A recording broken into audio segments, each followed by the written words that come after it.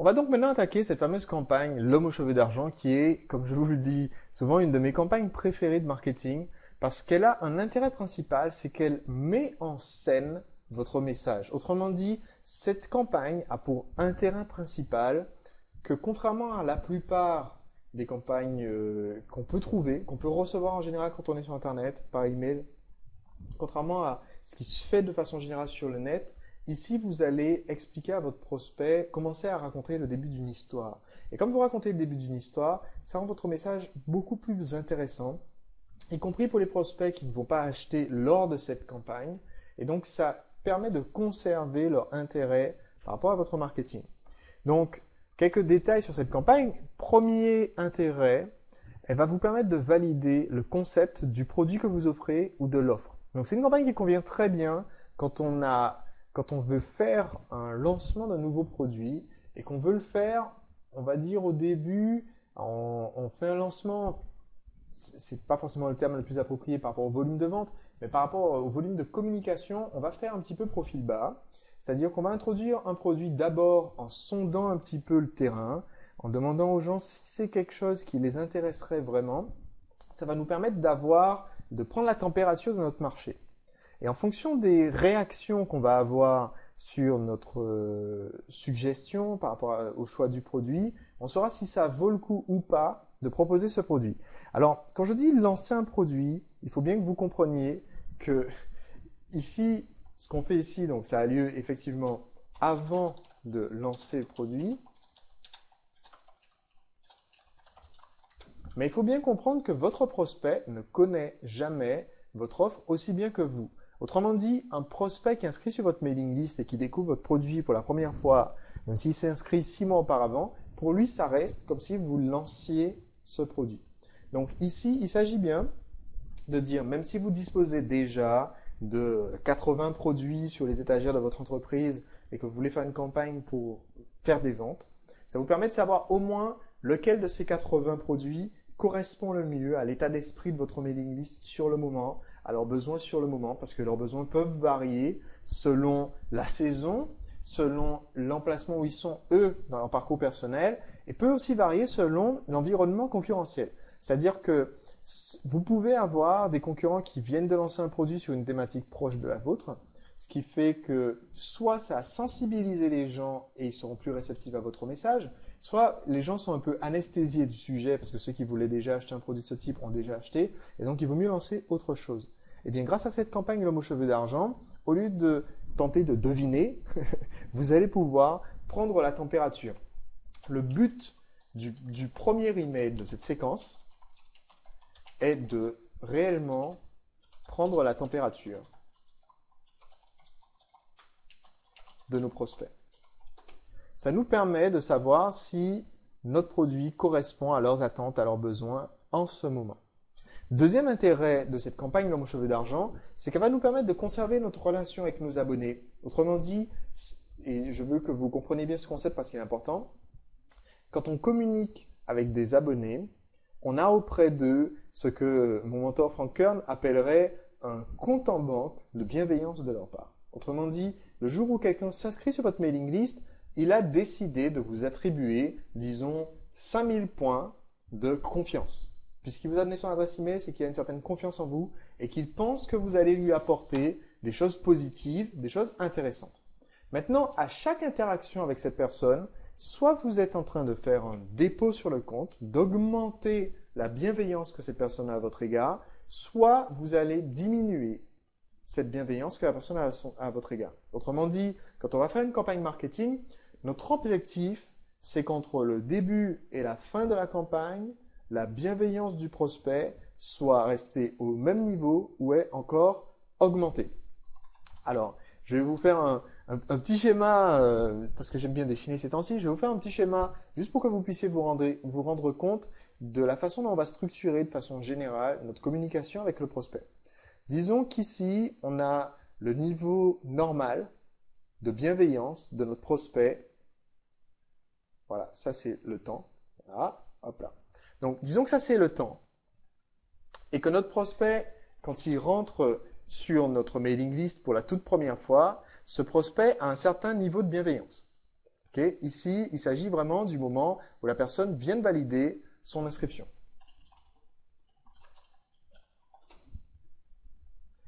Voici ce qui se passe quand vous allez utiliser la toute première campagne, la fameuse campagne la plus importante de toutes. Grâce à la première vidéo que vous allez donner à ce prospect, vous allez augmenter la bienveillance que cette personne a envers vous. La première vidéo ou le premier livret, vous apportez une valeur ajoutée. Donc, vous augmentez la quantité de bienveillance que cette personne a vis-à-vis de vos communications. Donc, je vais mettre ici en rouge. Voilà, c'est ma petite légende. En rouge, la bienveillance. Donc, vous augmentez grâce à cette campagne, au tout début, la bienveillance que cette personne a envers vous. Mais pendant les 6 emails, vous allez communiquer avec cette personne de façon répétitive pour lui vendre votre produit ou service. Et donc, à chaque fois qu'on envoie un message qui insiste pour que le prospect achète un produit, on fait un retrait sur notre compte. Donc, ce qui va se passer, c'est normal, c'est prévu. Il ne faut pas s'inquiéter là-dessus. Ce qui va se passer, c'est qu'au bout de vos 6 premiers messages, vous allez faire redescendre cette bienveillance. Elle va revenir à peu près au niveau où elle était au début. Il se peut qu'elle descende un petit peu en dessous si vous avez trop insisté. Mais en gros, par rapport à la campagne que je vous ai donnée, si vous appliquez telle quelle la campagne que je vous ai donnée, vous allez revenir, grosso modo, au niveau de bienveillance que cette personne avait envers vous au moment où vous avez commencé à communiquer avec elle. Voilà où cette communication devient particulièrement intéressante. Cette communication devient particulièrement intéressante quand vous arrivez à faire augmenter avec le temps la bienveillance parce que ça augmente les chances que quelqu'un continue à lire vos messages. Donc chacune des autres campagnes que je vous ai données, alors ici, on va noter qu'ici il s'agit de la campagne les 6 premiers emails, la campagne la plus importante.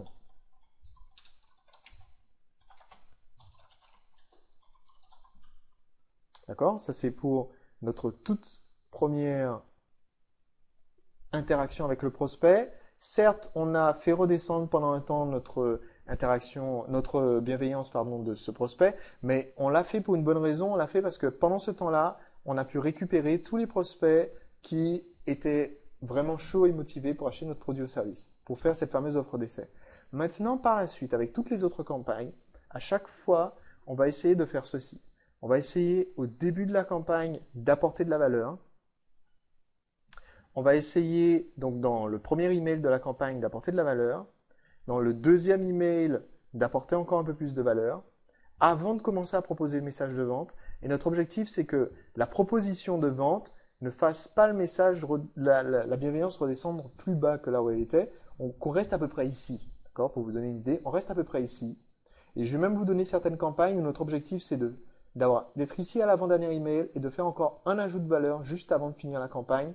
Donc, après avoir fini de vendre, faire un dernier ajout de valeur pour continuer à enrichir la relation avec notre prospect, pour que dorénavant, notre relation soit à ce niveau-là. Alors, il faut savoir que à chaque campagne que vous ferez, vous aurez des désinscriptions. Il y aura des personnes qui vont quitter votre mailing list. C'est normal. Dès que vous êtes dans une pente descendante, il y a des gens pour qui, sur le moment, leur ressenti sera négatif et il faudra quitter votre mailing list. Mais il n'y a pas de quoi s'inquiéter. Et surtout, ces gens-là qui n'auraient pas acheté de toute façon, quand ils vont s'en aller, en pourcentage, on va dire en population, l'ambiance s'améliore. Autrement dit, si au début, vous avez des gens qui viennent uniquement pour du gratuit, pour récupérer un livret, une vidéo, un échantillon, qui viennent juste pour le gratuit, et puis qui s'en vont dès la première proposition commerciale, vous savez que ces gens-là, de toute façon, n'auraient pas acheté votre produit ou service. Mais une fois que ces gens-là sont partis, vous pouvez, entre guillemets, vous sentir avec vos prospects, c'est ouf, on est enfin entre nous. D'accord? Entre personnes réellement intéressées par le sujet. Et donc, c'est là que vous allez ressentir que la relation avec votre liste devient de plus en plus forte. Ici, avec l'homme aux cheveux d'argent, ce que vous faites, c'est que vous allez introduire une histoire au début de la campagne. Et dès l'instant où vous commencez à raconter une histoire, donc c'est ici le premier email, dès l'instant où vous commencez à raconter une histoire, vous donnez l'impression à votre liste que vous apportez quelque chose d'original, d'intéressant. C'est quelque chose qui sort de l'ordinaire de ce qu'on reçoit comme campagne marketing. Deuxièmement, vous allez demander leur avis et c'est ce qui se passe avec ce deuxième palier qui intervient soit dès le premier email, soit dès le second email. C'est que comme vous demandez leur avis, vous êtes à nouveau quelqu'un qui pense à eux, quelqu'un qui s'occupe d'eux. Donc, vous n'êtes pas obligé d'utiliser la campagne L'homme aux cheveux d'argent en deuxième dès que vous avez utilisé cette campagne des 6 premiers emails. Mais vous pouvez le faire ou alors vous pouvez le faire de façon répétée, en changeant la thématique, en changeant de produit, jusqu'à ce que vous trouviez le produit qui accroche vraiment. Autrement dit, si vous faites une campagne le mot cheveux d'argent et que vous voyez que vous n'avez pas eu beaucoup de retours positifs par rapport à votre idée de produit potentiel, eh bien ça veut dire que tant que vous n'avez pas commencé à vendre le produit, vous en êtes ici de votre bienveillance avec le prospect. Puisque le prospect a reçu ses 2 premiers messages, mais vous n'avez pas encore commencé à vendre, vous n'avez pas encore commencé à descendre la pente, donc vous êtes dorénavant ici, au niveau de la relation avec lui. Voilà, donc c'était un petit schéma juste pour vous permettre de vous rendre compte que notre objectif, systématiquement avec chaque campagne, c'est d'augmenter cette proximité, cette sensation de confiance qu'a le prospect sur votre mailing list. Et puis évidemment, un des objectifs, c'est aussi de booster les ventes. Et je vais vous donner tout à l'heure quelques chiffres indicateurs pour savoir un petit peu ce qu'on peut espérer de cette campagne. Mais en gros, pour vous expliquer un petit peu le principe, pendant la campagne qui dure un certain nombre d'emails, notre objectif, c'est de créer une liste de personnes intéressées. Une liste donc ciblée pour ce produit ou cette offre précise. Okay. J'aime bien appeler cette liste une liste coupe-fil. Je ne vais pas inventer le terme, c'est un terme qui est utilisé en marketing et c'est surtout un terme qui vient des boîtes de nuit, des soirées où quand vous vous préinscrivez, vous êtes placé sur une liste de personnes préinscrites, votre nom est sur la liste et ça vous permet d'entrer en premier. Eh bien, vous faites la même chose. Imaginez que vous ayez une boîte de nuit, vous voulez remplir la boîte de nuit et vous pouvez faire quelque chose grâce à Internet que ne peut pas faire une vraie boîte de nuit. Vous pouvez dire à votre mailing list, écoutez, samedi soir, je fais une soirée années 80. Mettez-vous sur la liste pour recevoir votre invitation. Enfin, je pense faire une soirée années 80. Si vous voyez qu'il n'y a que 2 personnes qui s'inscrivent, vous pouvez recontacter votre liste et dire « Tiens, pour samedi soir, on a aussi pensé à faire une soirée costumée sur le thème des films de Marilyn Monroe. Qu'est-ce que vous en pensez? Si vous êtes intéressé, mettez-vous sur la liste. » Et puis, au moment où vous voyez que vous avez 300 inscrits pour la soirée Marilyn Monroe, vous savez que vous tenez une bonne idée. À ce moment-là, cette liste coupe-fil de personnes intéressées, vous savez que vous pouvez compter sur eux pour participer. Donc, encore une fois, je vous rappelle, hein, le premier email où vous parlez de l'idée et le deuxième email où vous posez la question, ou alors si vous pouvez aussi utiliser un seul email, je vais vous montrer un exemple basé sur un seul email qui fait les deux à la fois, qui parle de l'idée et qui crée la liste coupe-fil. Si jamais vous n'avez pas reçu de réaction positive, donc ici en fait c'est un petit peu des lignes pointillées, vous n'allez vivre ça, la suite de la campagne, vous n'allez vivre cela que si le produit a suscité suffisamment d'intérêt. Si le produit n'a pas suscité suffisamment d'intérêt, vous allez partir plutôt en restant au niveau que vous venez de créer et vous allez pouvoir ensuite recommencer une autre campagne, l'homme aux cheveux d'argent, cette fois-ci avec une nouvelle idée de produit, une nouvelle idée d'offre, une nouvelle façon de présenter votre proposition. Donc revenons à notre description. Vous allez créer une liste coupe-fil de personnes et vous allez la créer avec le premier email de cette séquence que je vais vous montrer. Le premier message de la séquence consiste à dire à toute votre mailing list, en gros, bonjour, on a cette idée, ou j'ai cette idée à cause d'un événement qui vient de se produire, vous allez voir ça dans les détails. Un événement vient de se produire, ça m'a donné une idée, j'aimerais faire ceci pour pouvoir vous aider, qu'est-ce que vous en pensez? Vous pouvez voter en vous inscrivant sur la liste coupe-fil. Si ça a du succès, vous allez pouvoir utiliser la suite de la séquence. Donc, le mail suivant est envoyé uniquement aux personnes qui font partie de la liste coupe-fil et il leur dit simplement « Ok, merci pour votre vote, c'est très gentil d'avoir rejoint la liste, je vous tiendrai au courant s'il y a des nouvelles. » Et si jamais vous voyez que vous avez le volume attendu, vous allez avoir les 5 emails qui suivent dans la séquence et dans ces 5 emails, vous allez amener le prospect à découvrir tous les avantages de ce produit et à finir par acheter ce produit, participer à cette proposition que vous faites. Une chose intéressante, une certaine statistique qui vous permet d'avoir une idée concrète, de façon générale, quand vous utilisez la campagne que je vais vous donner, vous pouvez tabler en moyenne. Alors, c'est une moyenne qui est issue de mon expérience. Évidemment, les résultats vont être différents pour vous. Ils peuvent être beaucoup plus hauts si, par exemple, votre produit est très attendu parce que vous avez déjà évoqué que vous alliez partir cette thématique, vous êtes reconnu comme un expert dans la thématique, mais vous n'aviez pas encore sorti le produit. Ça a été le cas, par exemple, d'un de mes clients, Olivier Roland, quand on a exécuté une campagne, pas exactement la même, mais une campagne pour lancer son produit, sa formation Blogueur Pro, où il donne des conseils à des personnes qui veulent démarrer leur blog et vivre de cette activité sur Internet. Eh bien, au moment de la toute première sortie, c'était avant le lancement orchestré, on a fait une petite sortie du produit avant. La mailing list des personnes intéressées par ce produit a réagi très positivement parce que ces gens-là, ça faisait un an qu'ils attendaient de pouvoir acheter ce produit. Donc, les gens les plus intéressés il y avait déjà une poche de gens très intéressés.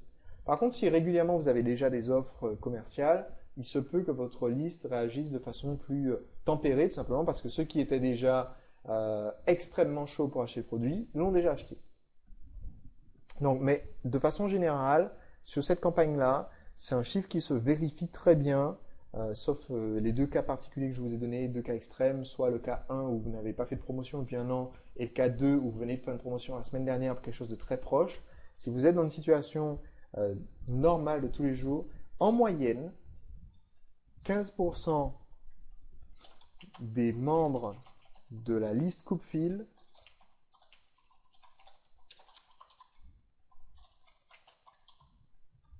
achètent le produit avec cette campagne. Je précise bien avec cette campagne. Il y a d'autres campagnes où on va faire des listes coupe-fil, des campagnes qui n'ont rien à voir avec celle-ci. Les chiffres sont toujours différents. Sur des lancements orchestrés, la liste coupe-fil, les chiffres varient énormément. Mais sur cette campagne en moyenne, vous savez que vous venez de lancer l'idée. Vous avez 200 personnes qui se sont inscrites sur cette fameuse liste coupe-fil. Je vous conseille à ce moment-là de faire vos calculs en disant, OK, 15% de nos 200 personnes, ça fait 30 acheteurs potentiels. Est-ce que pour 30 acheteurs, ça vaut le coup de mettre cette offre sur le marché? Ou est-ce que ça va nous solliciter trop de ressources pour le peu de personnes que ça représente, donc on ne le fait pas. Donc, ça va énormément dépendre de ce que vous faites. Par exemple, vous faites une formation pour les entreprises ou alors vous faites un séminaire pour les particuliers ou vous vendez des machines pour les professionnels ou vous vendez de l'électroménager et pour vous, 30 ventes. Par exemple, vous lancez un nouveau modèle, vous êtes concessionnaire automobile, vous lancez un nouveau modèle de voiture. 30 ventes comme ça sur une campagne d'une semaine, ça peut être énorme. Donc ça vaut le coup. Mais il y a d'autres situations où peut-être que faire un coaching de 1 an pour 17 € pour 30 personnes, peut-être que ça ne vaut pas le coup. C'est ce que vous pensiez lancer au départ. Donc dans ce cas-là, si vous êtes dans la situation où en comptant votre liste coupe-fil, vous calculez 15%, ça ne suffit pas, alors dans ce cas-là, je vais vous montrer comment vous pouvez vous en sortir. Je vais vous montrer un exemple, une structure d'email que vous allez pouvoir envoyer dans cette situation-là. Et avec cette structure d'email, vous pourrez, entre guillemets, vous dégager de cette situation un petit peu particulière où le volume ne serait pas suffisant. D'accord? Mais justement, ce qui est intéressant avec cette campagne, c'est que vous ne vous êtes pas engagé à vendre le produit ou service. Donc, vous pouvez dire, voilà, on continue à y réfléchir, on vous en reparlera peut-être plus tard, mais on ne va pas le faire pour le moment. Maintenant, de quels outils vous avez besoin pour exécuter cette campagne L'homme aux cheveux d'argent? C'est très simple, vous allez avoir besoin de votre liste de contacts. C'est une campagne qui ne peut pas être exécutée, on va dire, pour démarrer à partir de zéro. Si à l'heure actuelle, vous n'avez pas une liste de gens déjà connectés avec vous, déjà inscrits sur votre site, alors vous ne pourrez pas utiliser l'homme aux cheveux d'argent parce que justement, l'idée c'est de créer une sous-liste. Donc si j'ai une liste, pour vous donner une idée des chiffres, si j'ai une liste de 200 abonnés qui sont des abonnés récents, qui vont ouvrir mes mails régulièrement, mettons que quand j'envoie un mail, je vais avoir, si c'est une liste assez récente, peut-être 120 personnes qui vont ouvrir mon mail, 60%, c'est raisonnable. 120 personnes ouvrent mon mail, je propose quelque chose qui a l'air vraiment passionnant, je vais peut-être avoir 30 ou 40 inscrits sur la sous-liste. Sur mes 40 inscrits, je compte mes 15%, ça me fait 6 personnes. Est-ce que ça vaut le coup d'avoir les 6 acheteurs? Pour certains produits, ça vaut carrément le coup, pour d'autres produits, ça vaut pas forcément le coup. Donc, il faut que vous puissiez faire ce calcul de dimension avant de savoir si c'est cette campagne que vous allez exécuter ou une des autres que je vais partager avec vous dans cette formation. Donc, il faut déjà avoir une certaine liste de contacts intéressés. Il faut avoir, pour que cette campagne fonctionne, une ce que j'appellerais un bonus unique, parce qu'à un moment donné dans la campagne, on va introduire un bonus spécial qui n'est pas annoncé au début, on n'en parle pas au début, mais qu'on va introduire. Il faut qu'il soit dans la même thématique que le produit, il faut qu'il soit pas indispensable à l'offre irrésistible, mais il faut qu'il soit très intéressant. Qu'est-ce que j'entends? Alors, je vais vous donner les caractéristiques de ce bonus. Donc, il faut qu'il soit lié à l'offre principale. Il faut qu'il ne soit pas indispensable à l'offre irrésistible. Pardon, irrésistible. Et il faut qu'il soit un ajout de valeur, vraiment un ajout fort de valeur. Donc, je vais vous donner un exemple. Imaginons que je fais une offre spéciale avec cette campagne l'offre cheveux d'argent pour une nouvelle automobile de collection. Bon, avec mon automobile de collection, qu'est-ce que je donne à mon client? Je donne l'automobile, je donne un certificat d'authenticité, je lui donne peut-être une garantie avec la maintenance de l'automobile pendant X temps pour m'assurer qu'elle continue de fonctionner. Je peux peut-être offrir à mon client en plus une carte de membre au sein de notre club où il pourra emprunter d'autres voitures d'occasion. Ça, c'est mon offre irrésistible de départ. Maintenant, ce bonus unique en plus pourrait être qu'en plus de cette voiture d'exception, il va y avoir un bon exemple, ça serait la roue de secours a été dédicacée par Elvis Presley. Et je décide de rajouter cette roue de secours qui auparavant était exposée chez nous, qui n'est pas normalement vendue avec le véhicule, je décide de l'offrir en cadeau. Vous voyez, c'est un bonus supplémentaire qui est très intéressant, qui ajoute beaucoup de valeur. Maintenant, ce que je veux pas, c'est dire au prospect, écoutez, en bonus, je rajoute les 4 roues du véhicule, ou bien je rajoute le moteur. Il faut surtout pas le faire parce que au début de la campagne, on ne parle pas de ce bonus. Donc, si je dis à mon prospect, je vais vous accueillir dans mon programme qui s'intitule Comment être en forme physique d'ici 30 jours, et que mon bonus, c'est l'alimentation pendant les 30 jours, ça ne marche pas parce que mon prospect va dire, écoutez, il y a juste ce programme sportif, il manque les conseils d'alimentation, votre produit est incomplet, il ne va pas acheter. Donc, il faut que mon offre soit complète sans ce bonus. Et il faut que ce bonus rajoute une valeur. Maintenant, parlons justement de cette fameuse offre qui doit être complète. Elle doit à nouveau être irrésistible pendant la campagne L'homme aux cheveux d'argent. Donc, je vous rappelle que pour que votre offre soit vraiment irrésistible, il va falloir que l'offre vale 8 fois le prix demandé. D'accord? Et notre bonus unique va être offert uniquement pendant cette campagne. Donc, si votre bonus, c'est quelque chose qui est offert toute l'année avec votre produit, c'est pas celui-là qu'il faudra choisir comme bonus unique. Il va falloir pour cette offre essayer de sortir un peu de l'ordinaire, choisir quelque chose qui, justement, ne nécessite pour vous qu'un effort temporaire, qui ne sera présent que pendant cette campagne, qui ne se reproduira pas ou pas avant très longtemps. D'accord? Donc, là, ça va être très intéressant. Un des autres avantages de cette campagne L'homme aux cheveux d'argent, c'est que si vous avez déjà une mailing list qui est hébergée ailleurs que l'outil que vous voulez utiliser au final, si par exemple tous vos contacts vous les envoyez avec des logiciels comme Sarbacane ou autres, et que vous avez l'intention de migrer vers un système d'autorépondeur, eh bien vous pouvez envoyer à vos contacts cette campagne, et comme vous créez une liste coupe-fil, vous pouvez avoir cette liste coupe-fil avec un formulaire d'inscription qui sera par exemple sur l'un des nombreux autorépondeurs dont on a déjà parlé ensemble dans la formation. Donc cette méthode est parfaite pour une liste de contacts que vous avez qui consultent déjà régulièrement les emails que vous leur envoyez, qui sont déjà intéressés par les communications que vous faites.